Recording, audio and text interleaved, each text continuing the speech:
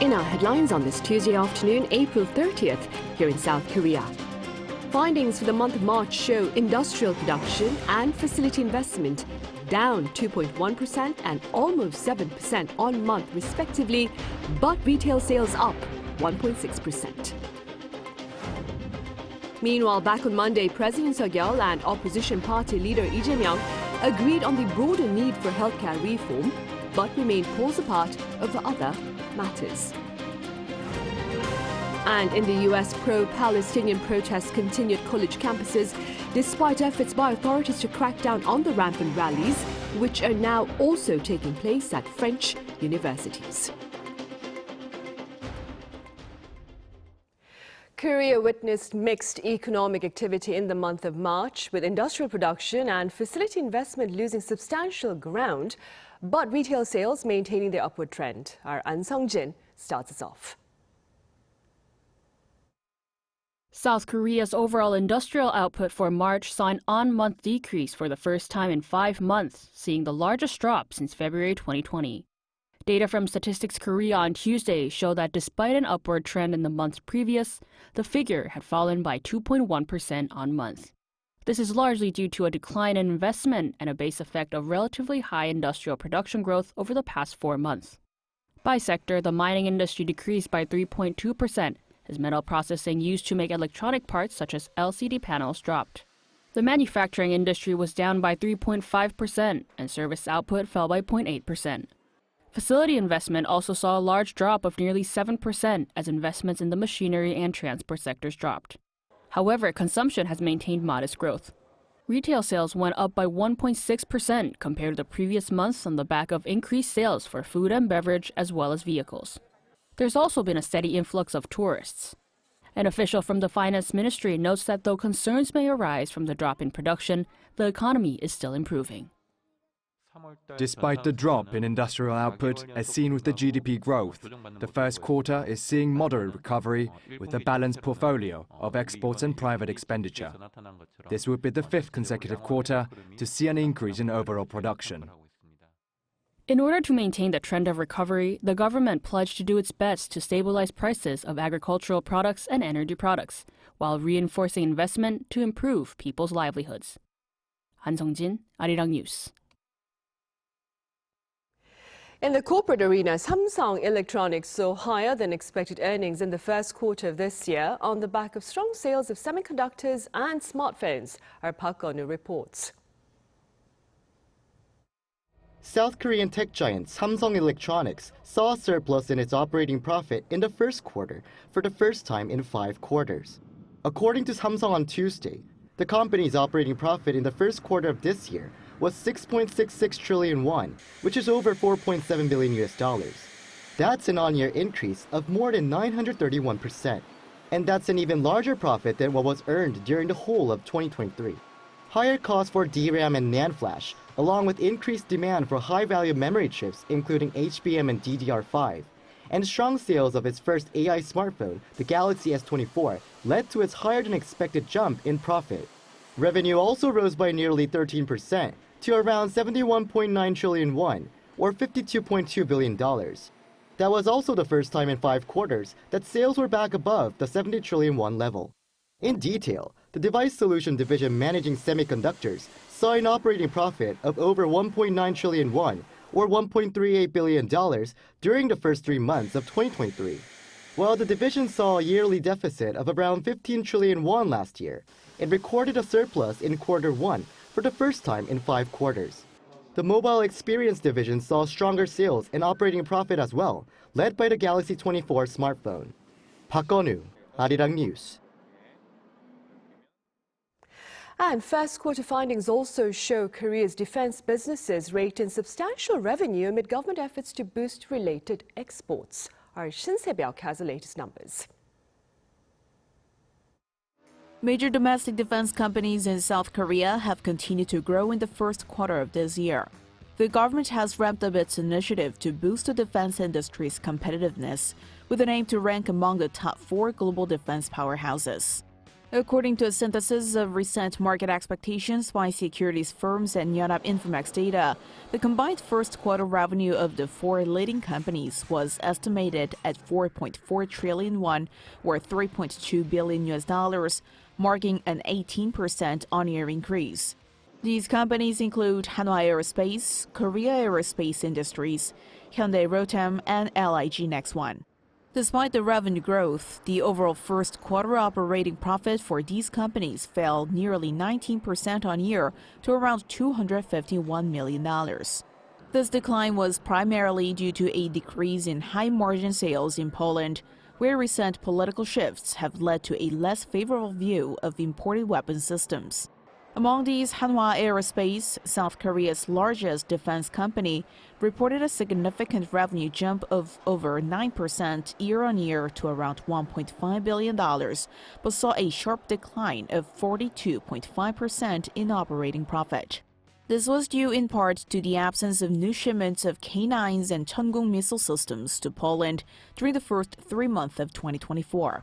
Kai, known for producing the KF-21 supersonic fighter and F-A-50 light attack aircraft, posted just over $570 million in revenue and around $29 million in operating profit for the January to March period, up 38% and 102.6% respectively from the previous year. This strong performance was driven by robust exports and steady domestic demand in the aviation and aerospace sectors. Similarly, Hyundai Rotem reported a 9.3% on-year growth in revenue and 40% in operating profits, led by its K2 tank. LIG Next One saw revenue gains from its exports to Indonesia, totaling around $200 million for the quarter. However, the project's low operating profit margin of 2 to 3% had minimal impact on profit improvement, resulting in a contraction of 1.8% in Q1 operating profit. Shin Se-byuk, Arirang News. President Yoon Suk-yeol and his visiting Angolan counterpart João Lourenço signed 4 memorandums of understanding on this Tuesday at the Yongsan presidential office. The planned partnership covers a broad range of diverse arenas, including shipbuilding and energy, as well as public health and law enforcement. President Yoon made note of the potential advances in collaboration on renewable energy, given Angola's rich resources, while President Lourenço spoke of seeking to learn from Korea's rapid economic growth. He also highlighted Korea's efforts to expand ties with Africa amid the upcoming Korea-Africa summit this June. Meanwhile, in talks that lasted over 2 hours Monday afternoon, President Yoon Suk-yeol and main opposition party leader Lee Jae-myung reaffirmed their broad divide over a host of domestic issues, but agreed to hold more meetings. Our senior correspondent Oh Soo-young reports. President Yoon Suk-yeol and main opposition leader Lee Jae-myung reconfirmed their differences over policy and state affairs, while also agreeing to continue their discussions. Yoon and Lee on Monday held their first official meeting since the president took office, following the ruling party's defeat in the April 10th general election, where Lee's opposition Democratic Party of Korea won a sweeping majority. With Yoon having offered to listen to all the opposition leader had to say, their tea time lasted 2 hours and 15 minutes, beginning with Lee's list of demands for political concessions. First, stressing the need to improve people's livelihoods, Lee asked Yoon to accept the DP's proposal of a 250,000 won handout, or roughly $182 to all Korean citizens, as well as the passing of a special bill to compensate victims of rental fraud. Yoon said livelihood support should be more focused on helping those in most immediate need, but the government will consult the opposition on additional measures. Another key issue or demand raised by Lee was to accept a special council probe into the death of a Marine last year, and a special act to look into the Itaewon disaster, where 159 people lost their lives as a result of a crowd crush. The DP attempted to put these bills through the National Assembly, only to have Yoon veto them, along with a special council probe into allegations of stock manipulation involving First Lady Kim Gon-hee. Lee appeared to allude to the bill, saying concerns surrounding family members should be cleared up, before asking the president to express his regret for exercising his veto on such bills. According to the top office, other than the Itaewon Act, the special bills were not discussed further. Yoon Senior Press Secretary Yoon told reporters that to narrow their differences in approach to policy, the president suggested a bipartisan consultation body, while Yi indicated he prefers to keep negotiations within the existing framework of the National Assembly. The DP later announced it was disappointed by the meeting, as it sensed no pivot towards its demands for change. Still, the two managed to agree on the need to reform the medical system, with the opposition leader saying it is necessary to expand medical school admissions. He also said the DP will cooperate on the government's pension reform. While there was no joint statement between the two sides, Yoon and Yi agreed to continue meeting in the future in various formats as needed. Yoon has become the first president in South Korea's modern political history to serve his entire term with an opposition-led parliament. More than anything, it is significant that the president and the opposition leader held talks for 2 hours and 15 minutes on people's livelihoods and state affairs. The meeting is seen by the top office as the first step in reaching out to the opposition. It is too early to read the tea leaves, but the presidential office says it hopes the first tea meeting will lead to continued communication and cooperation. Oh Soo-young, Arirang News.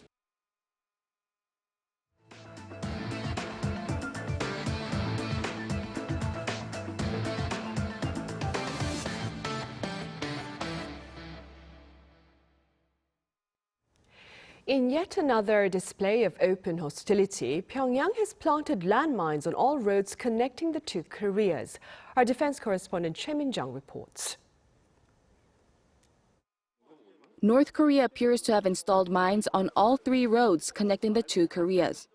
According to a South Korean military official on Monday, the North laid landmines on the road inside the demilitarized zone late last year, near Arrowhead Hill in Cheoron, Gangwon-do Province. This road was created under the September 19th Inter-Korean Military Agreement signed in 2018 to combine efforts to excavate the remains of soldiers killed during the Korean War. However, after scrapping the 2018 agreement last November, Pyongyang has been taking action to ramp up its military measures.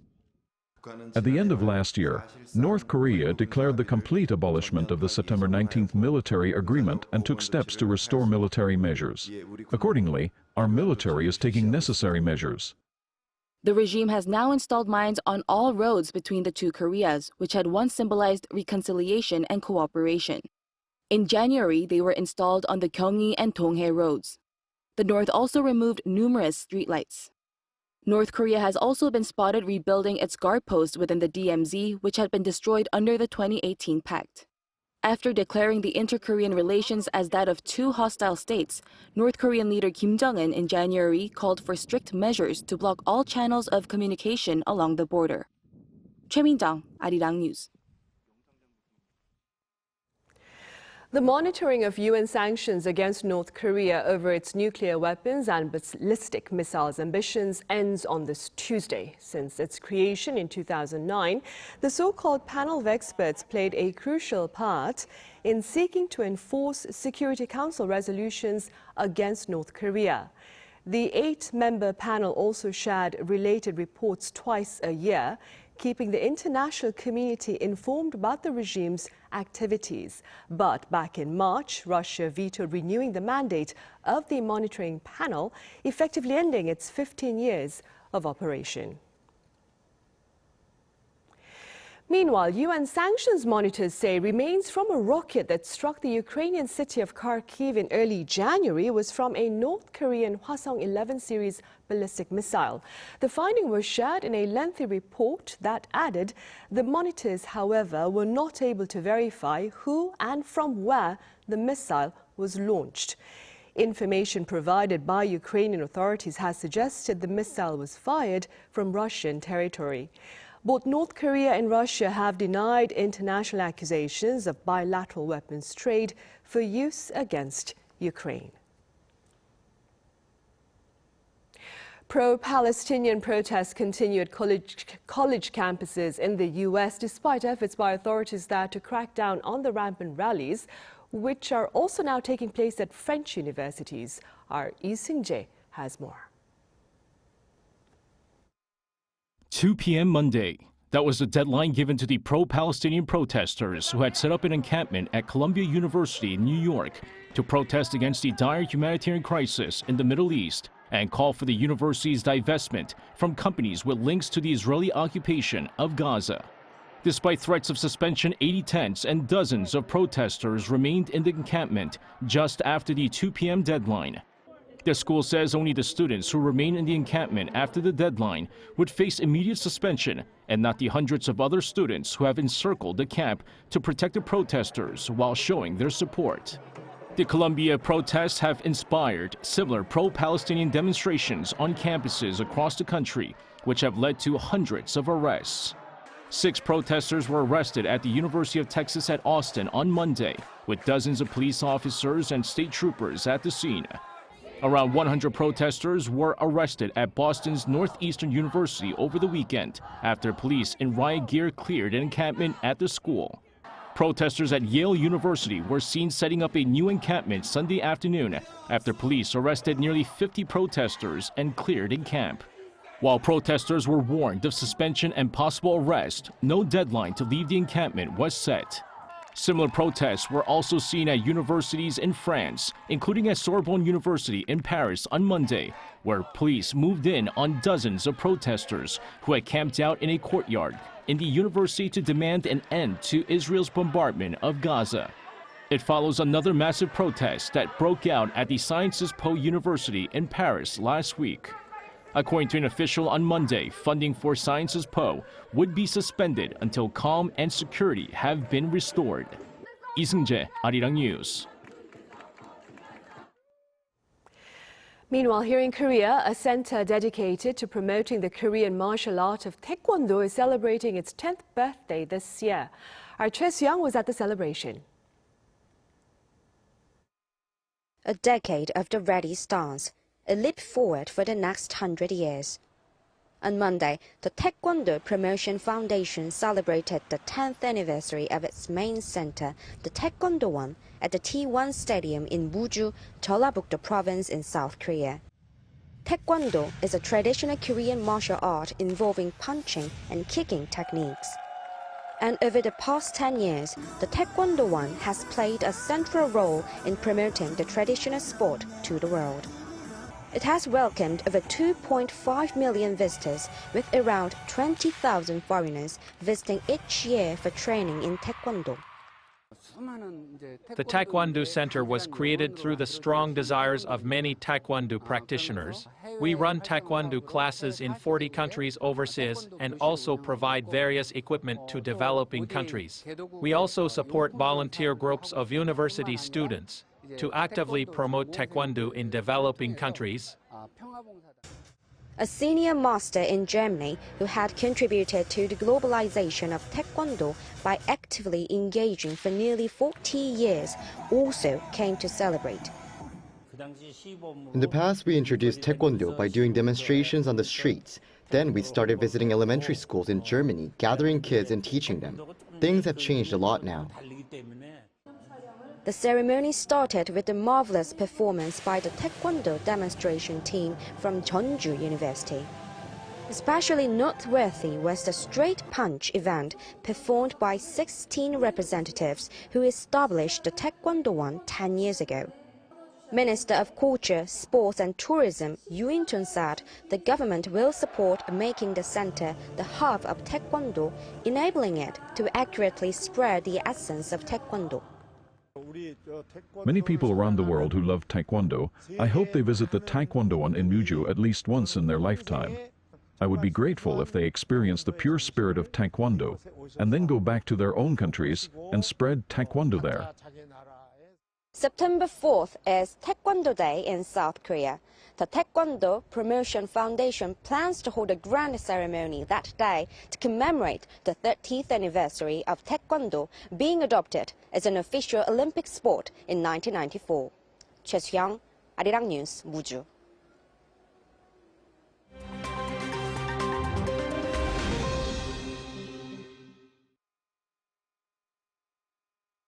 Let's take a look at the latest news in the world now.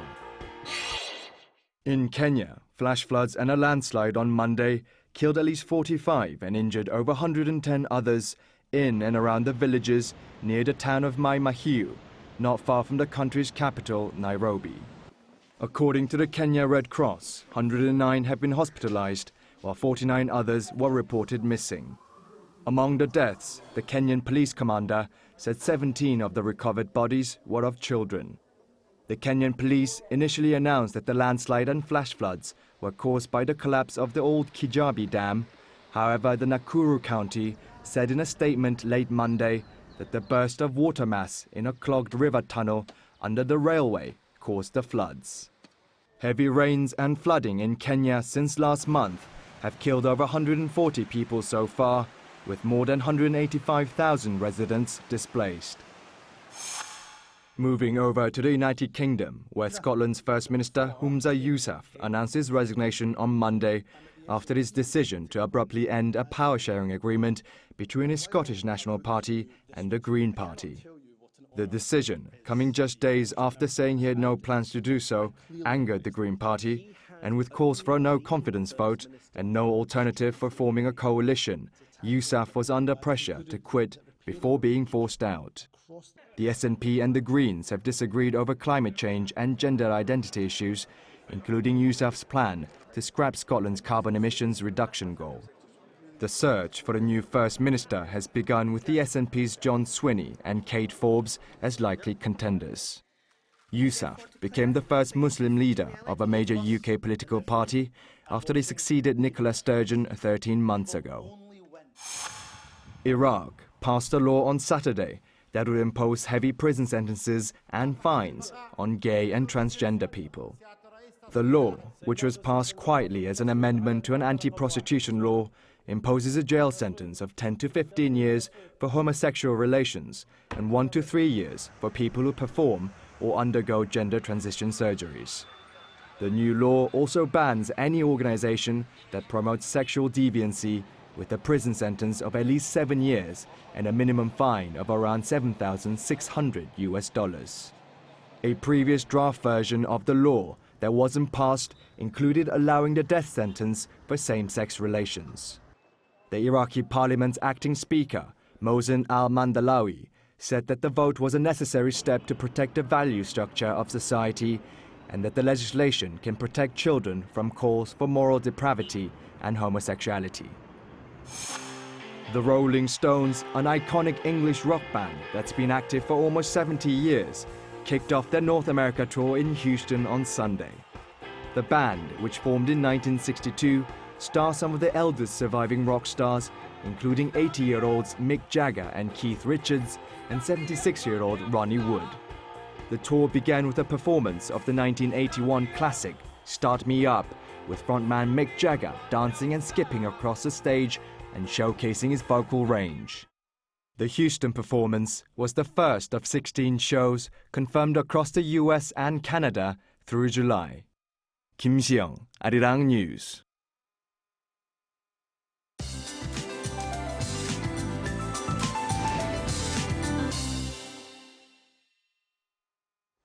Good afternoon. The last day of April is wrapping up on a pleasant spring note. Highs are slightly lower than yesterday, but still hovering above norms. That May 1st will start out with wide temperature differences tomorrow.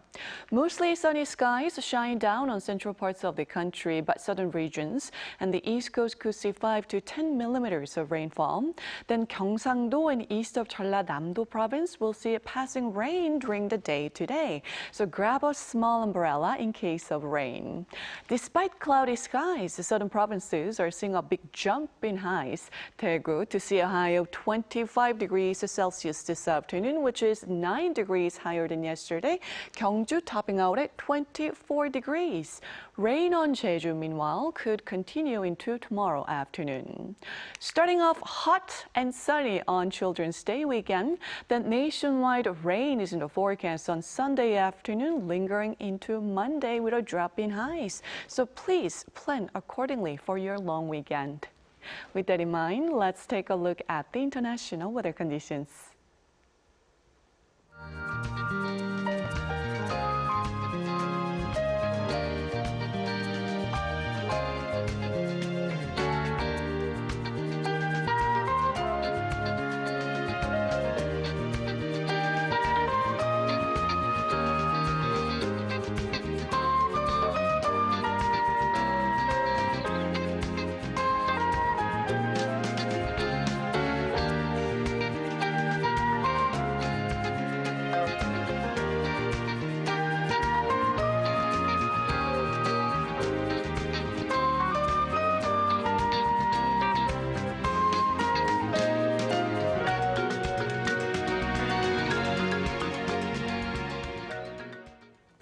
And those are the headlines at this hour. Thank you for watching, but do stay tuned for yet another edition of Issues and Insiders coming up next.